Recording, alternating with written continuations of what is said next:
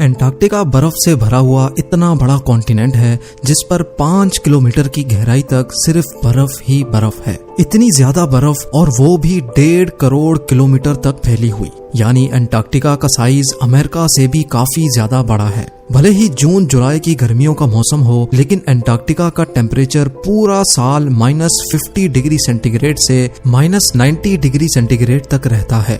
इस शदीद तरीन ठंड की वजह से ही यहाँ जिंदगी की उम्मीद बहुत ही कम है। लेकिन उसके बावजूद भी पूरे एंटार्क्टिका में 400 से भी ज्यादा लेक्स डिस्कवर हो चुकी हैं, जो बर्फ की लेयर के नीचे छुपी हुई हैं।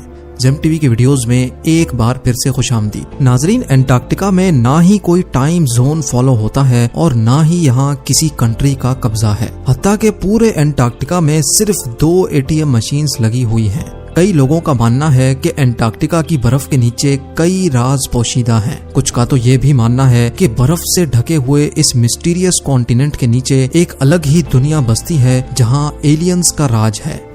लेकिन रिसर्चर्स और आर्कियोलॉजिस्ट इस मिस्टीरियस कॉन्टिनेंट के पोशीदा राजों को फाश करने के लिए दिन रात मेहनत कर रहे हैं। इन्होंने यहाँ चंद ऐसी चीजें भी तलाश की हैं जिनको देखकर साइंस भी हैरान रह जाती है। और आज आप देखेंगे एंटार्क्टिका की बर्फ के अंदर से मिलने वाली चंद हैरत अंगेज चीजें। तो आइए शुरू करते हैं।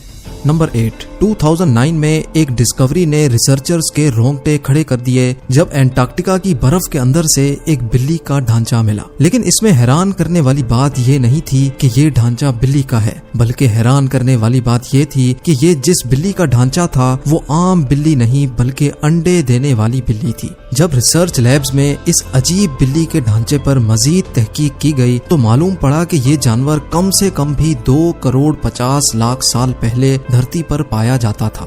नंबर 7। 2014 में आर्कियोलॉजिस्ट को एंटार्क्टिका से इंतहाई हैरान कर देने वाली इंसानी खोपड़ियां मिली। पहली हैरानी की बात यह थी कि एंटार्क्टिका में ये मिलने वाली पहली इंसानी खोपड़ियां थी, और दूसरी हैरानी की बात इन खोपड़ियों की शेप थी। जी हाँ, नॉर्मल खोपड़ियों के मुकाबले में ये खोपड़ियां काफी अलग दिखती थीं, क्योंकि इनके सर जरूरत से भी ज्यादा बाहर निकले हुए थे। साइंसदानों का मानना था कि खोपड़ियों की ऐसी शक्ल बचपन से ही अजीब आदतों की वजह से बनती है, और ये आदतें हजारों साल पहले एंशिएंट सिविलाइजेशन में अपनाई जाती थीं। इस तरह की खोपड़ियां आर्कियोलॉजिस्ट को इजिप्ट और पेरू से भी मिल चुकी हैं। तभी उनका शक है कि शायद हजारों साल पहले एंटार्क्टिका में भी लोग बसते थे और उनका कुछ न कुछ रिलेशन एंशिएंट इजिप्ट सिविलाइजेशन से जरूर होगा। नंबर 6। पिछले 50 सालों के दौरान एंटार्क्टिका से 10,000 से भी ज्यादा मीटियोराइट्स मिल चुके हैं। मीटियोराइट्स ठोस पत्थर के ऐसे टुकड़े होते हैं जिनका ताल्लुक हमारी धरती से नहीं होता, बल्कि वो किसी और धरती से टूट कर आए होते हैं। साइंसदानों का मानना है कि मिलने वाले मीटियोराइट्स में से कई 7 लाख साल से भी ज्यादा पुराने हैं। वैसे तो ये पता लगाना बहुत ही मुश्किल है कि इन मीटियोराइट्स का ताल्लुक किन सितारों या प्लेनेट से है, लेकिन 2002 में एंटार्क्टिका पर गिरने वाला एक छोटा मीटियोराइट 2015 में डिस्कवर किया गया था, और साइंस का मानना है कि ये कहीं और से नहीं बल्कि मार्स से टूट कर आया है, क्योंकि इस मीटियोराइट के अंदर ऐसे बैक्टीरिया थे जो मार्स पर पाए जाते हैं। नंबर 5। एंटार्क्टिका में बर्फ की गहराई 5 किलोमीटर डीप है, और ये पूरा कॉन्टिनेंट अमेरिका से भी बहुत बड़ा है। लेकिन साइंसदानों को यहाँ से कुछ ऐसे सबूत मिले हैं जिनको देखकर ये अंदाजा लगाया जाता है कि लाखों साल पहले ये जगह रहने के काबिल हुआ करती थी। जी हाँ, 1980 से कई आर्कियोलॉजिस्ट को यहाँ से डायनासोर्स, मोजासोर्स और प्लेजियोसोर्स के ढांचे मिल चुके हैं। इन ढांचों की साइज 36 फीट बताई जाती है, जो तकरीबन एक ट्रिपल स्टोरी बिल्डिंग के बराबर बनती है। जब हड्डियों के इन ढांचों पर मजीद तहकीक की गई तो मालूम पड़ा कि ये कम से कम भी 70 लाख साल पुराने हैं। तभी ये अंदाजा लगाया जाता है कि 70 लाख साल पहले तक एंटार्क्टिका का टेम्परेचर रहने के काबिल था, और शायद तब ये पहाड़ गहरी बर्फ से नहीं बल्कि ग्रीनरी से ढके होते होंगे। नंबर 4। वाटरफॉल्स तो हम सबने कई बार देखे हैं, लेकिन एंटार्क्टिका में टेलर ग्लेशियर के मकाम पर एक पॉइंट ऐसा भी है जहां वाटरफॉल नहीं बल्कि ब्लड फॉल होता है। 1911 में टेलर नामी एक साइंटिस्ट ने पहली बार इस ब्लड फॉल को डिस्कवर किया था। कई सदियों तक यही माना जाता था कि वाकई इस ग्लेशियर के अंदर से खून बहता है, लेकिन मॉडर्न साइंस ने जब इस पर मजीद रिसर्च की तब उनको जो मालूम पड़ा वो इससे भी ज्यादा हैरत अंगेज था।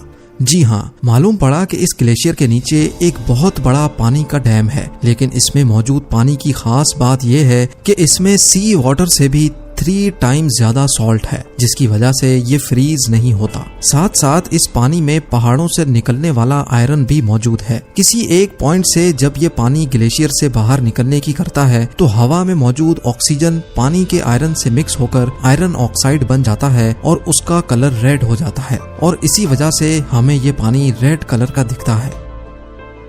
नंबर 3, ब्लड फॉल ग्लेशियर के नीचे मौजूद पानी में साइंसदानों को एक और हैरान करने वाली चीज भी मिली। पानी में टोटल 17 टाइप्स के बैक्टीरिया भी पाए गए, जिनको जिंदा रहने के लिए ऑक्सीजन और सनलाइट की भी जरूरत नहीं होती। एक्सपर्ट्स का मानना है कि ये बैक्टीरिया की ऐसी किस्म है जो ऐसे प्लैनेट्स पर पाई जाती है जहाँ पर ऑक्सीजन और सनलाइट का नामो निशान तक नहीं होता। लेकिन ये बैक्टीरिया हमारी धरती पर कैसे आए, ये राज अभी भी पोशीदा है।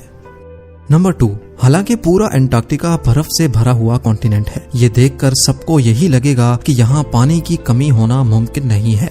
लेकिन आपको ये जानकर हैरत होगी कि हमारी धरती पर अगर कोई सबसे ज्यादा खुश्क यानी ड्राई जगह है तो वो भी अंटार्कटिका में ही मौजूद है।